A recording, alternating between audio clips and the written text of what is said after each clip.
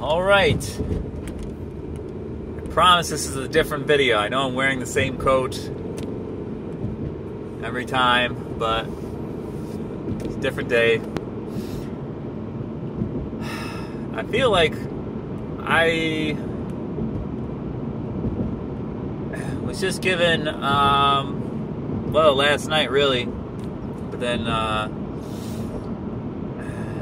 again, I just,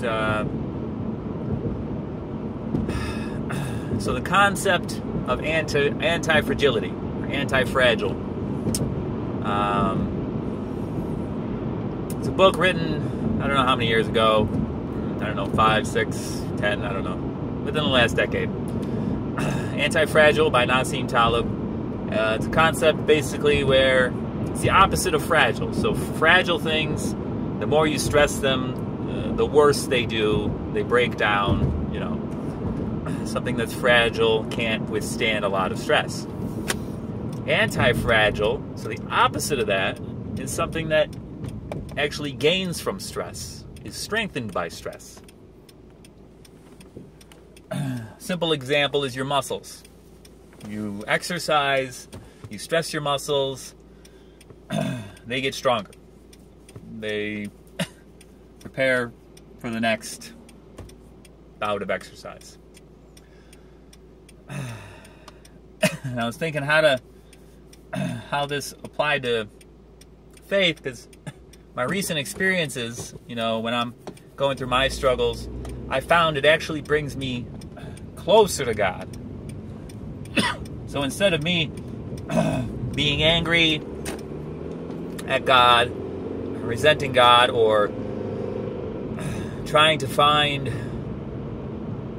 you know, starting to scramble for solutions to my problems,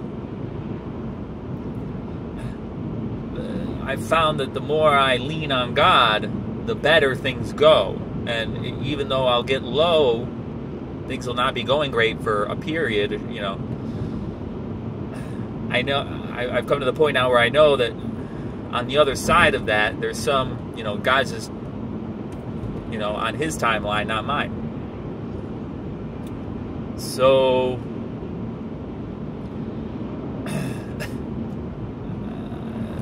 I just tie the two together, and it's like, okay, anti-fragile faith. How do you, what do you have to do so that the struggles of life increase your faith, bring you closer to God instead of further away?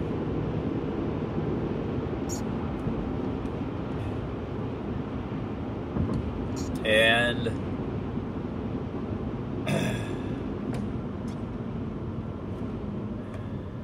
still kind of clarifying things, but it seems like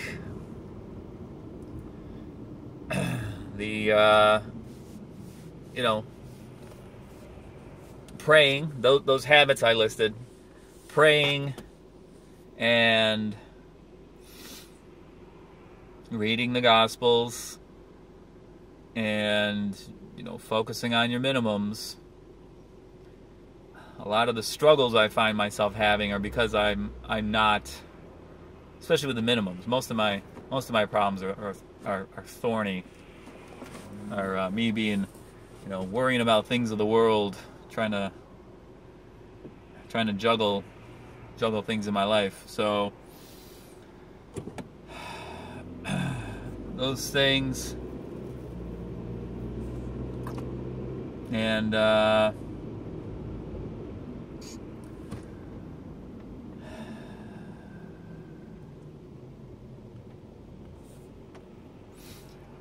focusing on those habits, but then also as part of prayer, you should be. I made a video about how I pray, where you're focusing on you're saying thanks, so you're focusing on what you're grateful for, even in the low times. You're thankful for how God works in your life. And now I'm starting to realize that the struggles I have, I should be thanking God for those too. Because those do increase those do bring me closer to Him. So, I'm trying to block the sun out here. That's why I'm. And so gratitude, which I've defined before as just acknowledging the things in your life that you wouldn't want to lose before you lose them, so that you don't have regrets.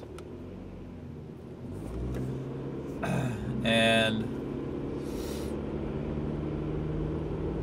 humility, which I define as just acknowledging your limitations. You're not all-knowing, you're not all-powerful. And that's what your struggles, I think, are meant to teach you. That you do, the reason you have struggles to begin with is because you have limitations. You need help sometimes. And turning to God, you'll get the help that you need, or that He wants you to have.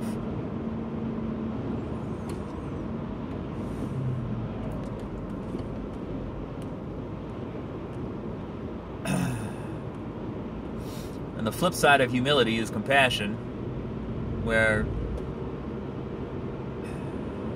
you realize that everybody has struggles, just like you, because everybody is limited, has limitations. And that allows you to see other people in terms of that, and you can having that eye for other people's struggles. That's I think where the bearing fruit comes in.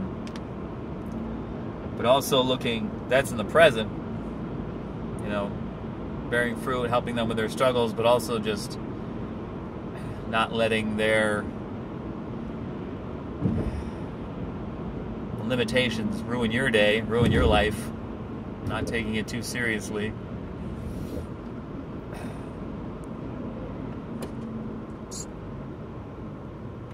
And then projecting that into the past. There we go, I'm just gonna lounge. Projecting that into the past is forgiving. Letting go of the hurts that people, you know, how people have hurt you in the past and how you're carrying that. The outcomes that you really wanted but you didn't get. Or the outcomes you didn't want but did get. That's... Let's see if my big head can block the sun.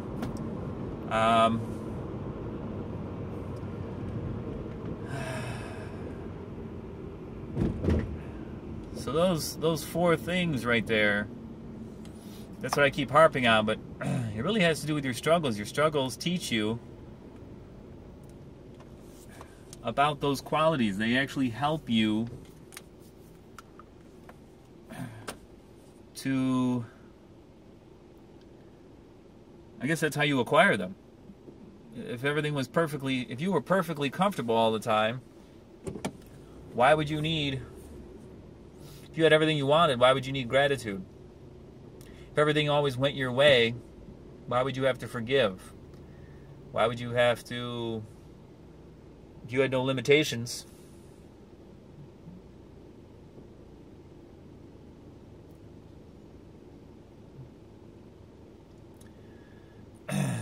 so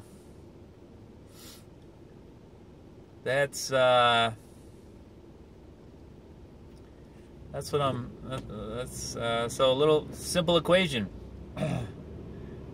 My struggles plus the 6 habits that I've outlined plus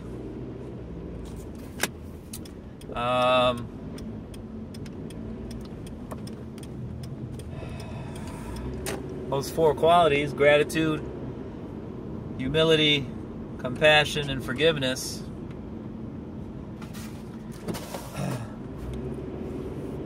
I think that those will it's a secret, will lead you to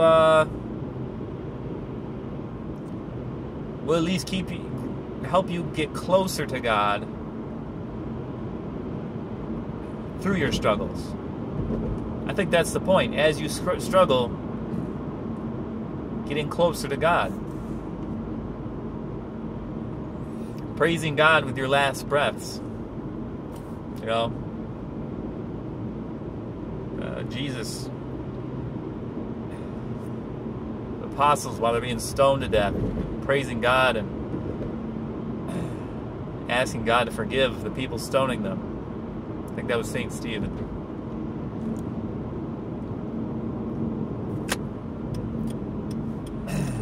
So, I think that's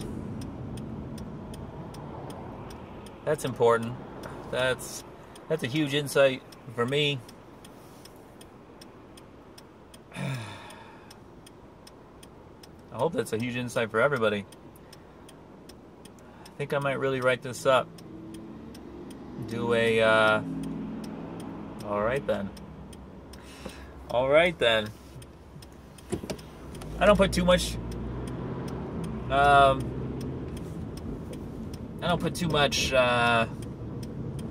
stock in numerology and whatnot, but just as I said, I'm going to write this up. I saw 11:11 on the clock, which I always think of 11:11 as kind of a God. You know, God is one. I don't know. I just always think of God when I see 11:11. I know it's kind of a new agey thing, but